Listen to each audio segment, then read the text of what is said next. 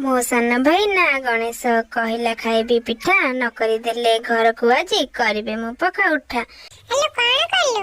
कौन आ करिबी बाटी देली बिरी सांगे चाउल गछरु आनिले गोटे श्रीफर कोली देली ताकु साला साला छेना रखिथिले बो शिकार बापा जाइथिले बाजार आडे आनिले सेठु नालिया गुड़ देखिकी मो मन फड़ फड़। हेलो तैयारी करे उपाय तक मालिकाणी व्यस्त कौन पाई नड़िया गुड़ को गोलई दब छेना मिसेई चकुड़ी दब कदली पत्र रे तेल लगई पलम ऊपर थोई दब बिरी पिठौ ऊपर ढाली मझिरे छेना पुर को दब ऊपर पुणी पिठौ देई कदली पत्र घोड़ई दब।